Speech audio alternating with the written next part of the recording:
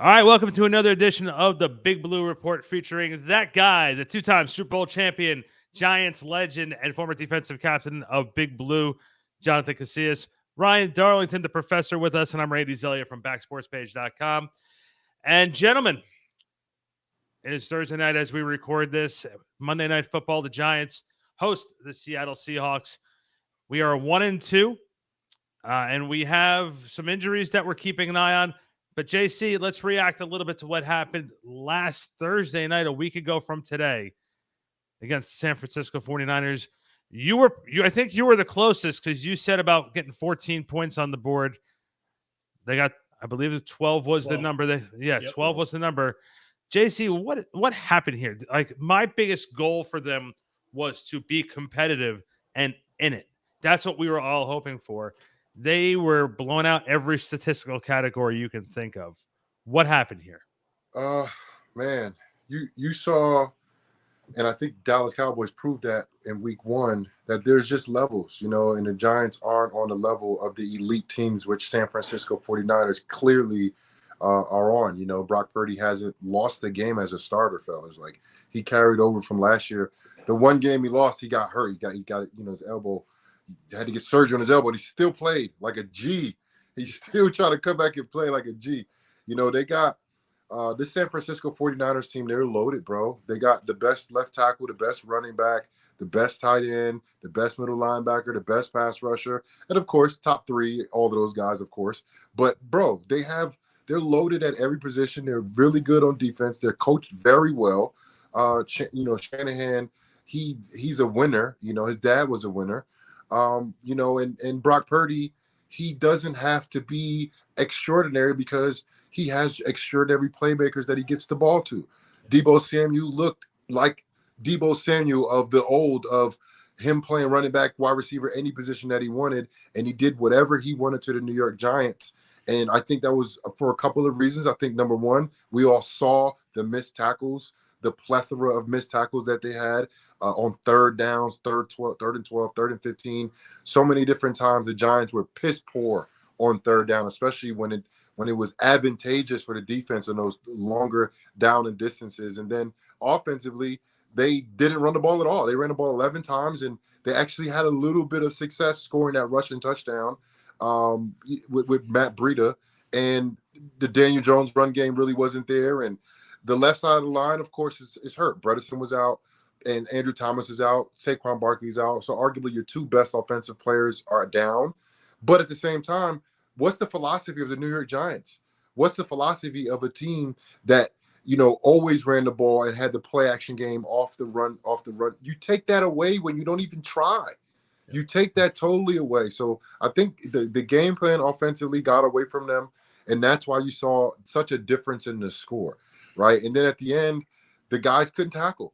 And I think that's because of, number one, there was a lot of mental errors. It was some poor angles being taken, but it wasn't that max out effort that I felt like a lot of guys that were away from the play, because missed tackles happens.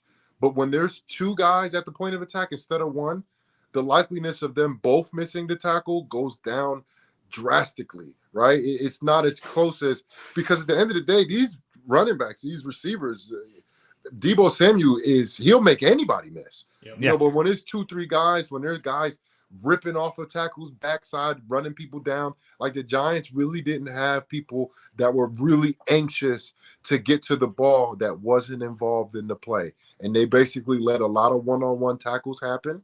And in this league, these guys get paid so much money, and because they're so good offensively. They can make you miss. They can, create angles because they're so fast and explosive. And the Giants just kind of let them, have a whole bunch of one-on-one tackles in critical parts of the game on third downs, especially a little bit later in the game, where they just blew the doors off the Giants. And you saw this such a lopsided score in 30-12. And if they would have tackled better, it would have been the score I predicted.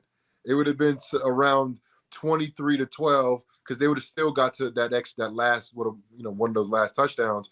But that last touchdown, it was just like, all right, they're just playing off of, these guys are not playing as hard as us. Not only we're better than them, they're not playing as hard as us, and they have to correct that, or they won't win too many games, fellas. They won't win too many games. I think the stat that kind of got me the most this week was looking at one that said, I think 218 of San Francisco's, I think 400 yards on the day came after the catch. Right. And so when literally half of your offensive yards come after the catch, that's a major problem. And, I think for the first time, well, it's not been the first time this year on the defensive side of the ball, it's the same kind of issues that we've seen. I mean, you would think that even if we do have some offensive line issues and the offense is sputtering or whatever, that this vaunted front four, even though we didn't have Aziz playing, we had everybody else, that there would be some pressure, right? We blitzed more than any team.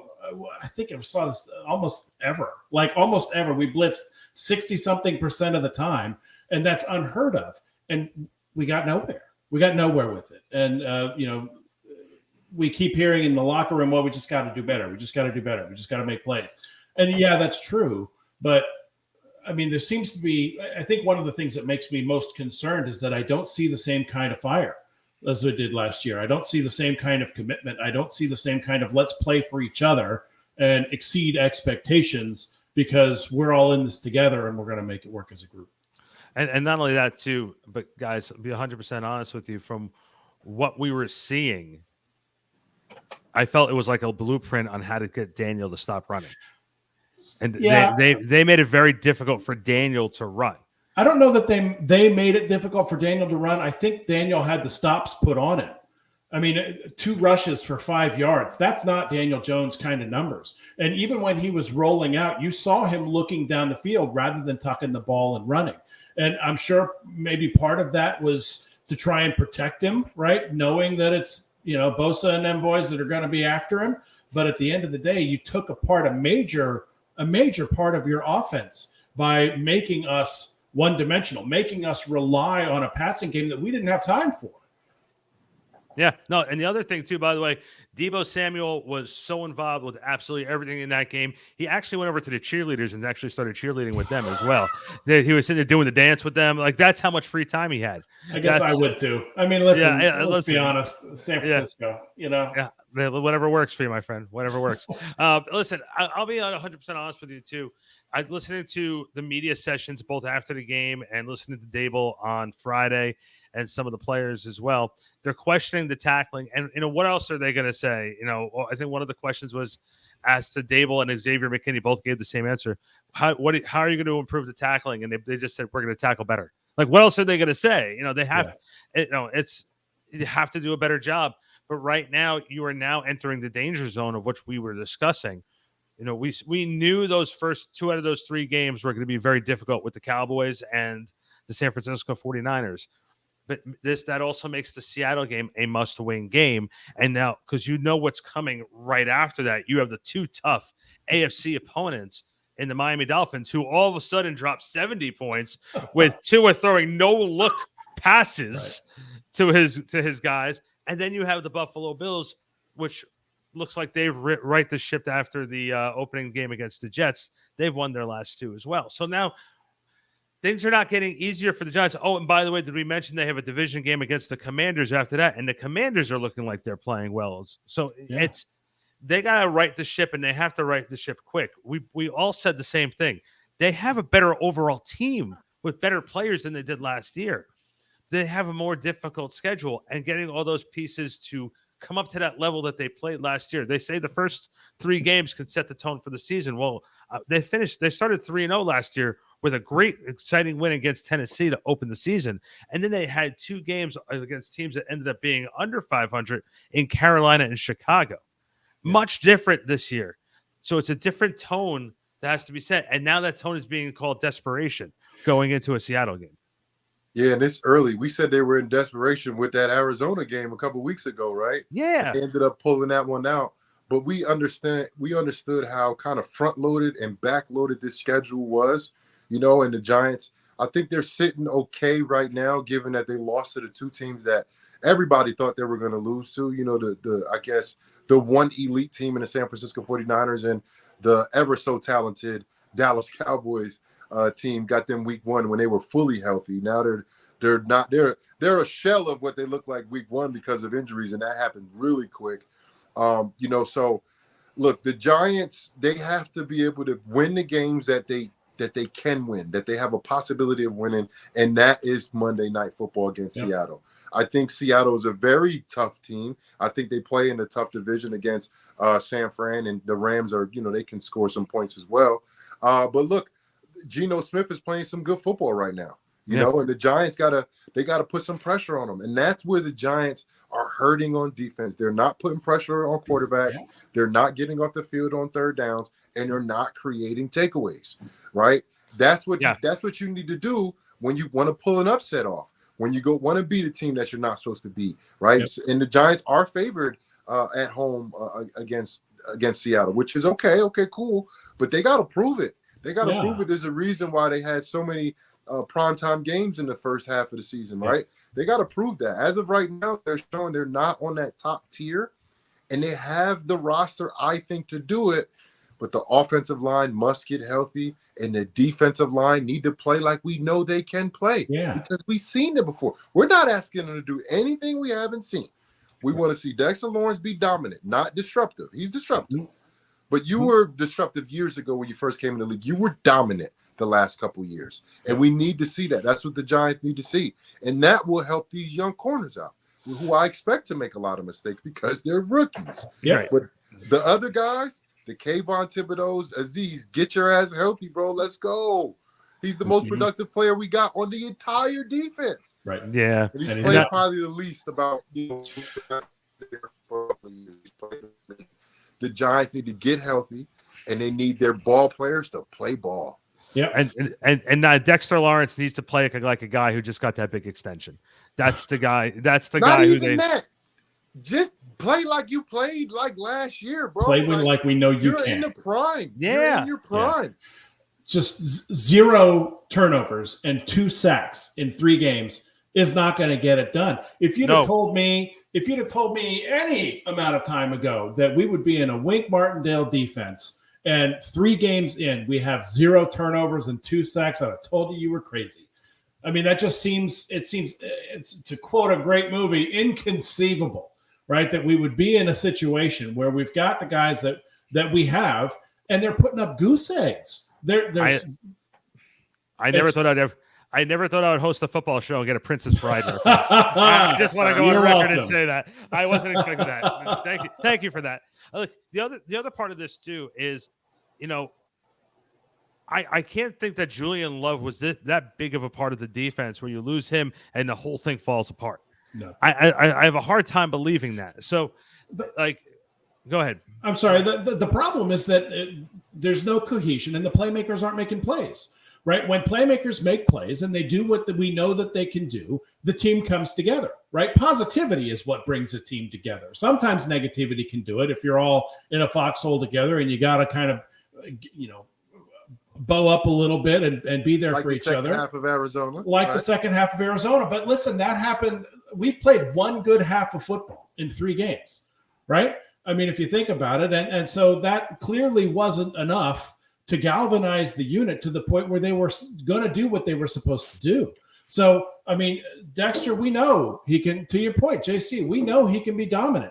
We know that Leonard Williams can at least be disruptive. We know that Ashawn and Nacho can at least be disruptive. And they're just not being any of that. Kayvon Thibodeau is invisible. And that blows my mind for the level of talent that he has. I have to laugh because Chris Buznani from the Giants Insider put out a tweet saying Kayvon Thibodeau has to start showing his violent side.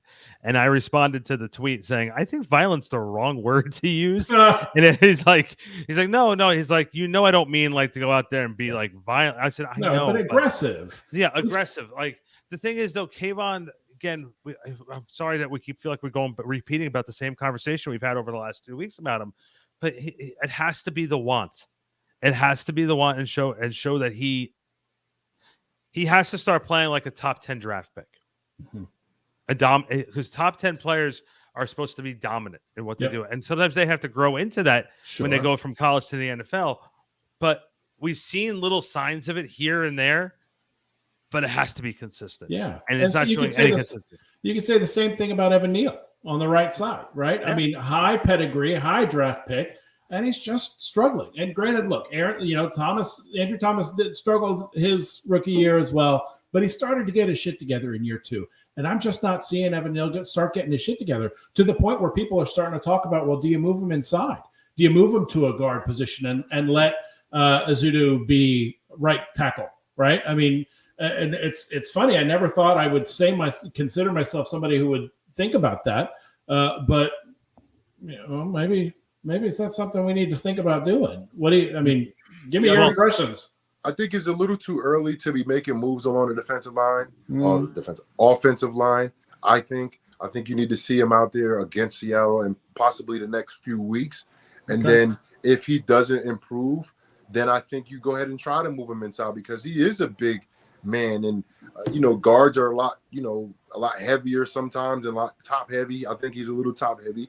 I don't think he moves his feet that well. It looks like he's stuck in sand at times, which is you cannot do that at tackle. You can't do that because you're going against the greatest athletes in the world, fellas. These defensive ends in this league and these pass rushers are insane athletes. And if you can't move your feet at left tackle or right tackle, you will get exposed. And that's what's been happening to him.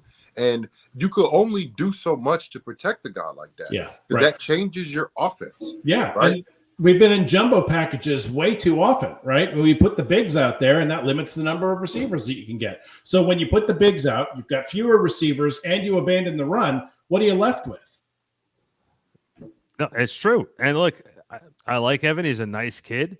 But again, I want to remind you guys, we had these same types of conversations about Andrew Thomas when he first broke in the league. It wasn't until his last year or two where he was able to break out and be one of the best left tackles in the league. So he didn't look like Evan Neal looks. Like he got beat. Evan Neal's on the ground a lot. When I played, people was on the ground a lot. I mean, first round draft pick. But besides that, if they're on the ground a lot, he's not going to be here long. Because people that go on the ground a lot, they can't play in the NFL. They can't play. You don't have the balance to play. You don't have the dexterity to play in this league who is filled with absolute mutants all over the field and athletic ability. Yeah. And you can't be on the ground, you can't be. And he's always on the ground. People are throwing him. He's tripping and falling all over the place like that. I didn't see that from Andrew Thomas ever, really. He got beat. I'm gonna make the realistic comment. I'm gonna be very real about it. Sometimes even if you get picked in the top 10, it just doesn't work out. Yeah, you see it with quarterbacks all the time. Yeah, but and there's other thing I saw this week in the media with articles and people on radio. People are starting to criticize Daniel a little bit. I'm not sure how fair it is at this point. He's a quarterback. It's fair, definitely fair. It's a quarterback. Okay. Why is that though? He's the quarterback. What do you mean? He's the quarterback. No, but he doesn't have any time. He's got happy feet because he's always on his back. But to jump on JC's bandwagon and bring your valid point up to that, Ryan. Eli had the same thing. We're gonna fight today. Eli had the same thing.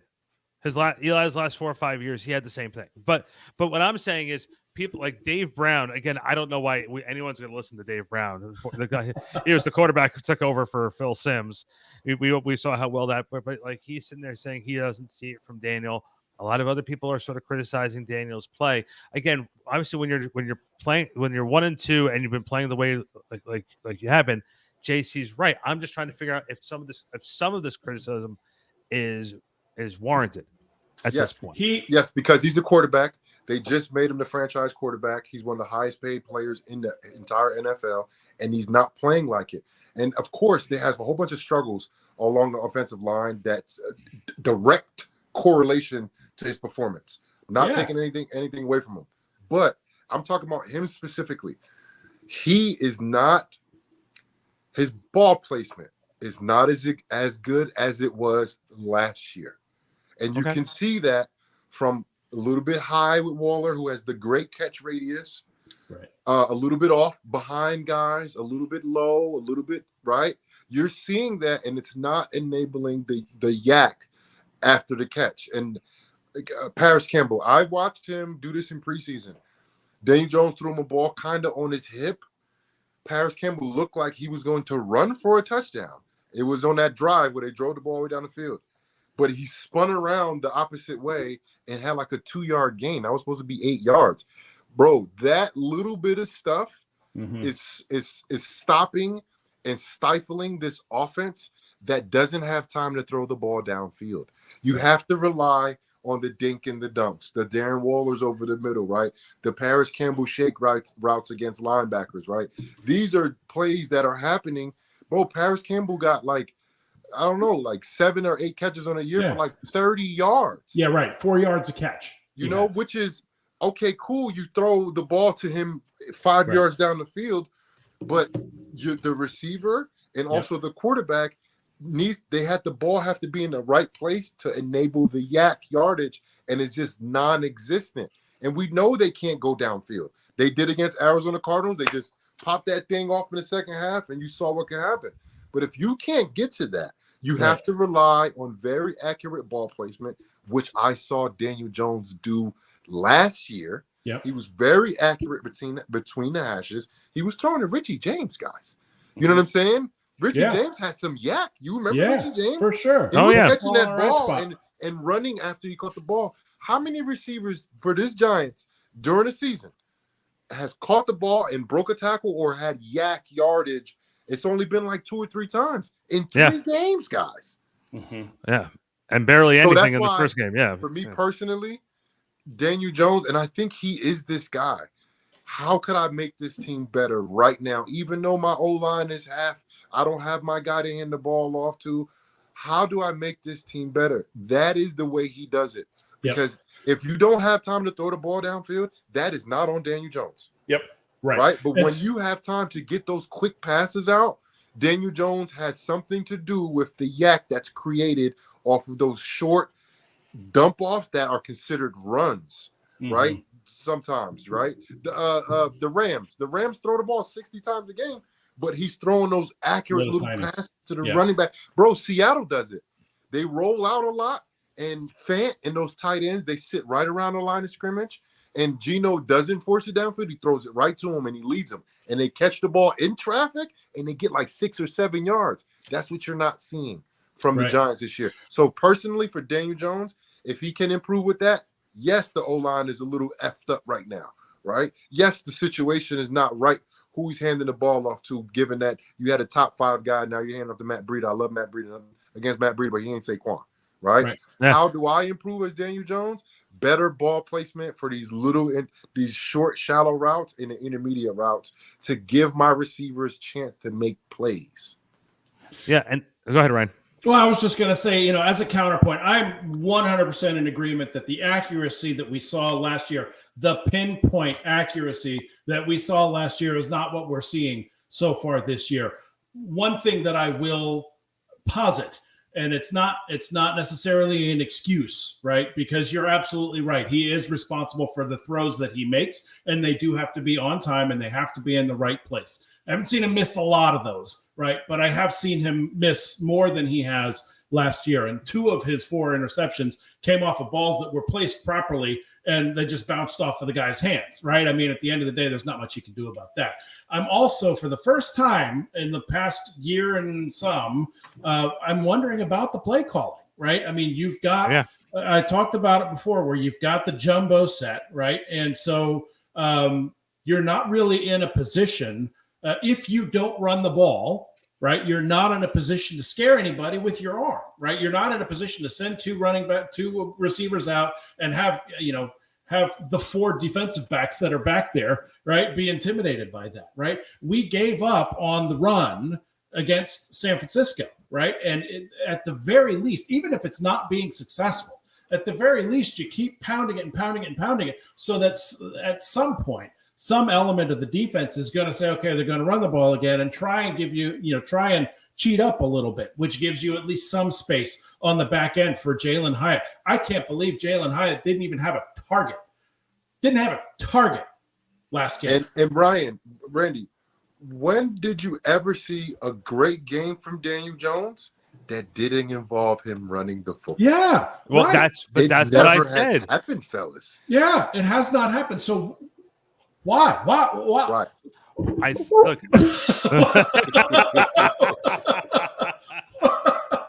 Wow. Why? Somebody tell me. Because I mean, how many times did they run the ball? 11? 11 times. Daniel had 2 of those for 5 yards. But and I'm 100% convinced, and maybe I'm just wrong, but I'm 100% convinced that he was told not to run, right? Either, don't pull it down, throw it out, try and throw it out of bounds, or try and squeeze it into some receiver. There were so many instances where he could have pulled the defenders up a little bit if there was that threat of him running, and he just didn't do it. And that's antithetical to his game. That's anti-Jones. But that's also some of the work that San Francisco did that took some of that away from him. They were ready for it because they know what Daniel is about. Daniel sometimes, especially last season and a little bit so far this year, has been known as a run-first quarterback in certain situations, and that's because of the way Dable's system is. Look, I think we're all in agreement. They have to sort of clean off the board and start from scratch because what they're doing right now is not working. It's not working. And especially, Ryan, I told you this earlier, JC, you know how this Giants organization is on national TV. It is not their strong point. It's just not their strong point. The primetime games. Yeah, Daniel Jones is like 1-11. Yeah. That's one of my biggest worries. And not only that, but Seattle's playing okay. Seattle's but this is where it's not just primetime games. Who are the Giants playing in these primetime games? They're playing most likely elite teams. Seattle's not an elite team, but they're really good, right? The Giants won some of those games last year against those really good teams, not elite teams. They lost every game last year to elite teams, right? But this year, the Giants are losing right now, like really badly to elite teams. Like they're not even on the same page as them, in the 2 teams that they played this year.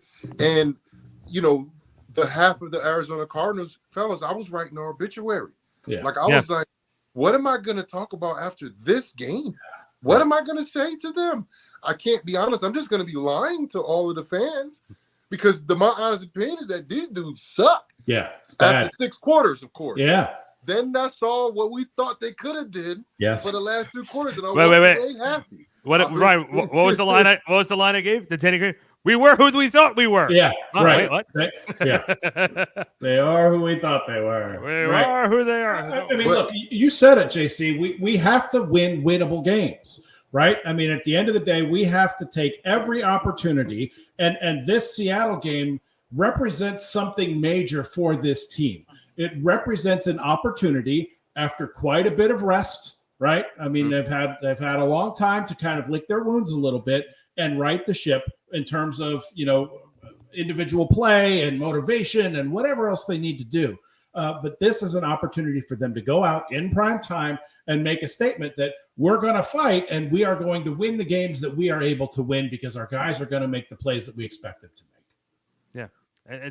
Seattle's not going to be easy. Geno Smith is playing very good football. But that's why this is one that they need, right? In order to, if only to gather the confidence that they need to move forward as a team, to bind themselves as a team, right? You can rally around a win a lot easier than you can rally around humiliating defeat, right? And JC, tell me if I'm wrong. I mean, you've been on teams that have been on both sides of those. When you've come off a really hard-fought good win, you're in a much better place than if you're trying to get your shit together as a team after a wicked bad loss. Yeah, and for me, it's I hate to use this word because I don't want to say like I don't think they're playing hard. It's not that.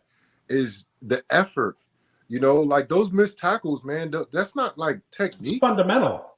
That's not like they don't know how to tackle well. Right. It ain't that. It ain't that they don't know how to tackle well. Right? Like just that they didn't tackle well. What does that come down to? That's effort, fellas. That's heart. That's determination. That's grit. I'm going to get this guy down no matter what. I expect them rookies to go ahead and try to tackle running backs with one arm. But put a shoulder in. They've been in the league for years. Don't do that. You can't tackle these guys like that. They're too big. They're too strong. They're too powerful. Wrap these dudes up, bro. So for me, it's like the effort of saying, I'm going to bring these guys down. I saw McFadden have a horrible game against the Cardinals, and then he responded last week in the 49ers. He still missed like 3 or 4 tackles. Yeah, right. You know, but I saw he made him 10. respond. I saw him respond. I saw him take that game personal. Yeah. And he had 4 tackles for loss. He led the team in tackles.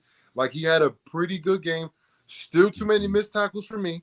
Yeah. You know, that because against good teams, like, I mean, you're going to play DK Metcalf and Tyler Lockett, Jackson Smith and Jigba. Like, Kenneth Walker is a dog.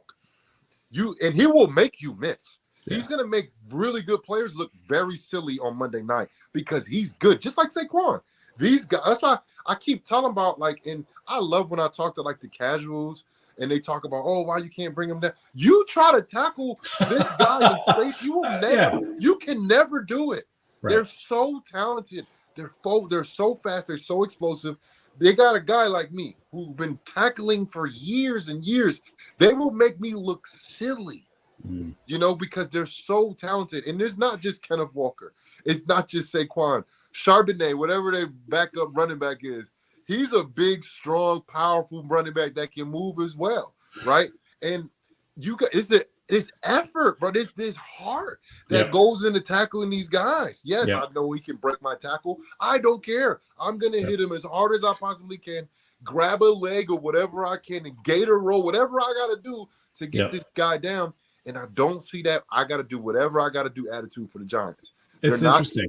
They're not getting off blocks as much as they supposed to because, bro, if one person misses a tackle and they break for 30 yards, that's not supposed to happen. Right. There's guys that are not getting off of tackles. It's not just the guy that missed the tackle. It's guys that are chasing defensive linemen that are not shedding and allowing themselves to get held. And it's not just the D-line. I'm not picking on nobody. It's a collective effort that they showed. They showed it against Dallas Cowboys. The first half was piss poor against the Cardinals. Cardinals beat them up badly in that first half. And then we saw it against the 49ers. Now, the two teams are not arguing. They're better than the Giants, 49ers and the Cowboys, but they're playing harder than the Giants. Yep. You said it. And this is the word I've been looking for, right? Is it the heart? Is it the fire? What is it that's missing that I don't see this year that I did see last year? We talked about it so much last year, the grit, how fucking gritty they were. And that's what ended up making the tides turn and having some of those balls go our way. You know what I mean? And that seems like that grit is what's missing from this squad. Definitely is. Real quick, guys. Let's smile. Let's have a smile. Let's smile. Have a Coke and a smile. Me and Ryan got all fired up. I'm right. You guys are like, we need the grit. Okay. Let's real quick. Let's give our predictions for Monday night. Yeah. We're gonna start with Ryan this week. Okay. And then we're gonna move on to something a little bit more fun because guess what? I think it's trivia time. Ooh, it's trivia day. I like it. All right, but let's do our predictions. Predictions are brought to you by our friends over at StreamYard. We just switched over to StreamYard from Zoom, and man, do we love doing this show through StreamYard. Check out all the details if you want to start broadcasting live at StreamYard.com. All right, Ryan. Yeah, we'll go Ryan, JC, then me. Let's hear what you got, Ryan. Go for it. All right, so against my better instincts, I'm going to pick for the Giants this one. I'm going to say that JC, you're absolutely right. They've got some major players on the offensive side of the ball. Lockett, Walker, all those guys, even Charbonnet, right? I mean, they're going to put up some points, and especially if there isn't a an immediate improvement on the defensive side, they're going to put up some points. So I do think we have the ability to stand toe-to-toe with the Seattle Seahawks. I do think that the line will play better. I think there's some consistency in there, especially if we get Thomas and Bredesen back. I think we're looking at a Giants win 27-24. So Seahawks scored 37 points the last 2 weeks each night. And it was a collective effort defensively, special teams, and offensively, of course. They're moving that ball up and down the field. I just don't see them right now Seattle getting stopped and stymied by this defense from the Giants. So I see them scoring into the 30s. Yeah. Let's call it 30. Let's call it 30 even. I just don't think the Giants offense can score 30 points right now. And their defense, they can't slow an offense down that is, I think, as talented with a great decision maker in Geno Smith. I got to give him his props. He's a great decision maker. I think he's revitalized his career. He was once down in the dumps and hated by New York media for both franchises. And he's revitalized. He has those guys playing very well. Pete Carroll has always had a great tackling team. So I think they're going to be able to keep the Giants under 30. So let's go 30, 24, Seattle. And for me, the Giants got to show me more for me to start picking them again. Yep. They got to show me more. I'm going to be as fair as I can when I think about these games. But as of right now, the Seahawks are a good team and the Giants aren't. Yep. They can prove me wrong. I hope they do. They can prove me wrong. But that requires them to get the Seahawks under 30 and for them to score in the high 20s. That's the way they'll win this game. It's not going to be trying to score with Seattle. They can't do it. So, JC, I'm sorry, what was your number one more time? 30? 34, 30 it was to 24. 30 to 24. 30 yep. to 24. Okay. For me, I look at also as a pride thing. I think Brian Dable is trying to get his troops to understand not just the football side of it, but the mental side of it, trying to get them back on track. Because now it's not that they're, 3-0, 4-0, or 3-1, 4-1 like they were last year. Now you have to try and pick up from the tough moments. So with that being said, I think the Giants are going to come out and play with some pride on Monday night. I don't know if it's going to equal a victory. Seattle's been putting up a lot of points. I think they're going to play better. I'm going to go 31-24 Seattle. I think that the Giants are going to put up a good showing, but I still think at this point they're not ready to show that. They have to show us that they're ready to take that next step and fair. Be able to be. It's for them to be in that conversation that we were putting them in during the preseason. They have to play a lot better. Yeah. And right now, like you guys have been saying, they've only played one good half of football so far, and it just hasn't been there. And they need to do it. All right, trivia time. Yay. And JC, who sponsors the trivia? Your food truck. Your food truck. Yeah, sorry. Food Expressions. We got the jerk chicken on deck. We got the weak in the knees macaroni and cheese. Nice. Yeah. Follow us on Food Expressions with the X and the Z. All right, get to the trivia. Come on.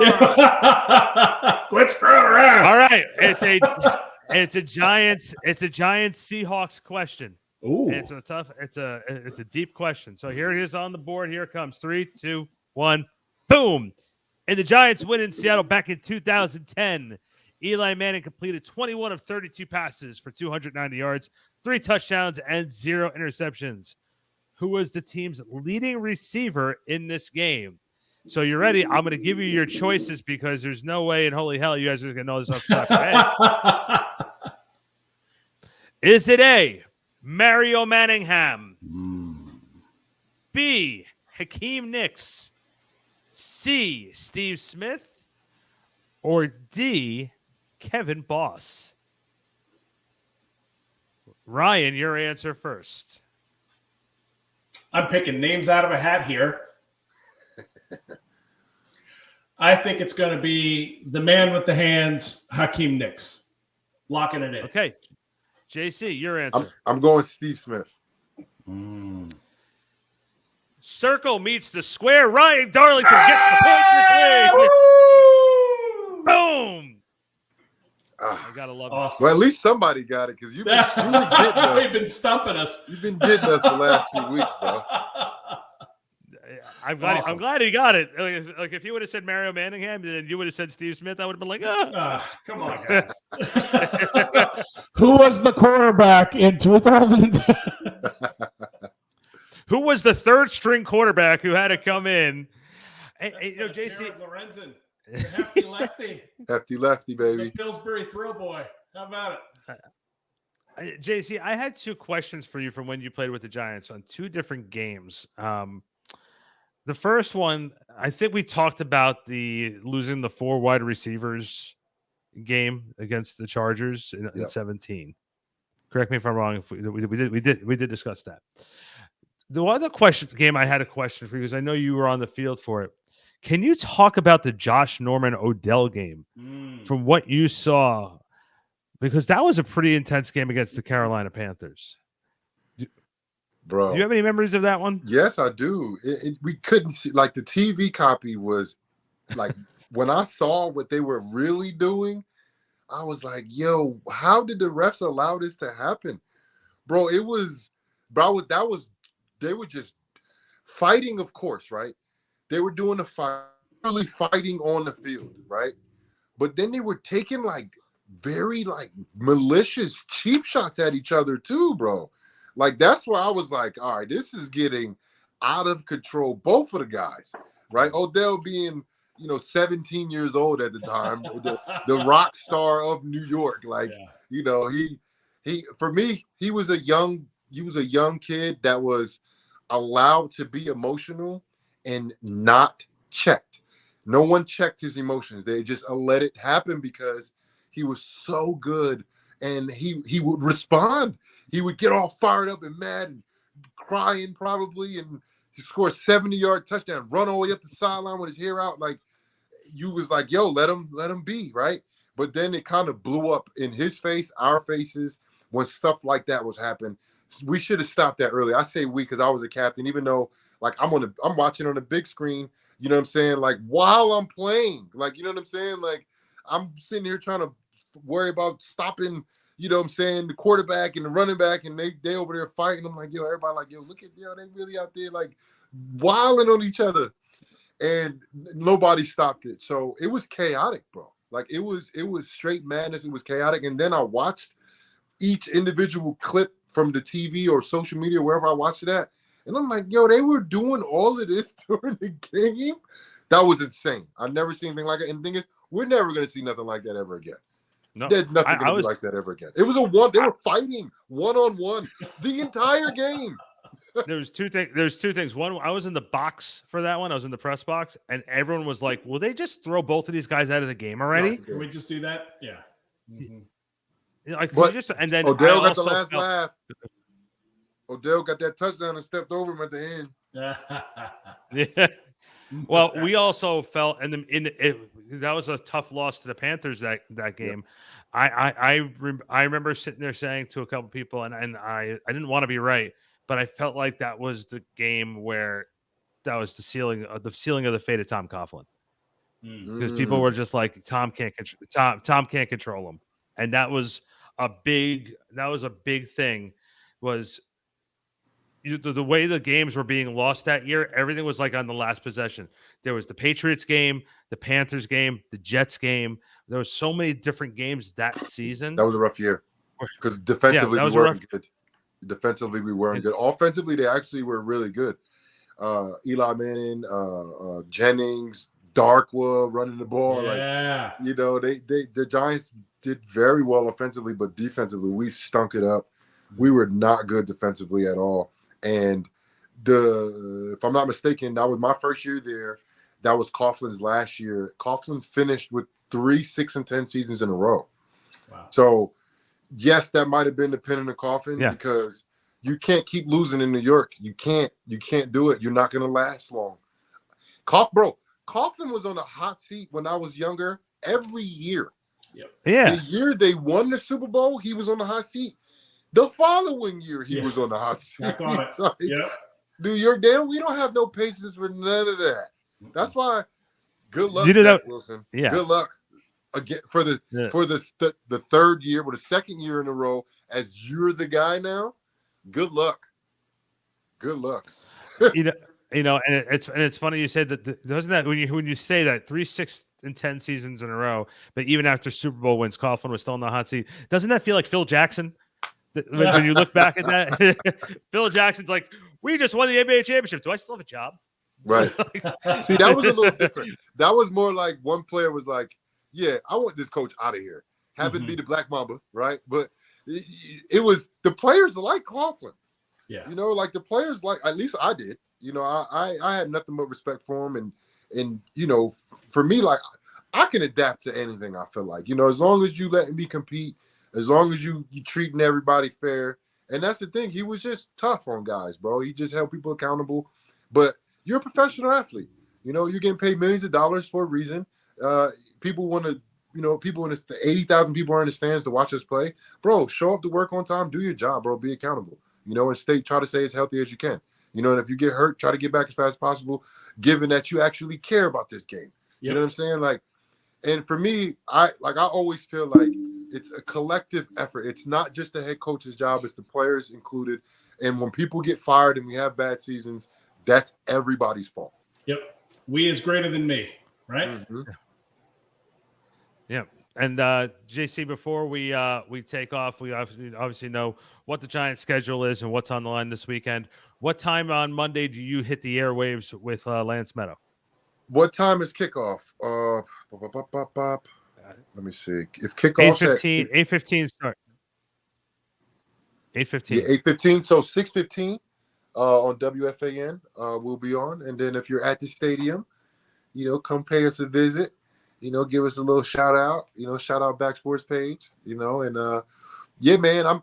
Listen. I ain't gonna lie to you. I'll be so emotionally involved in these games, guys.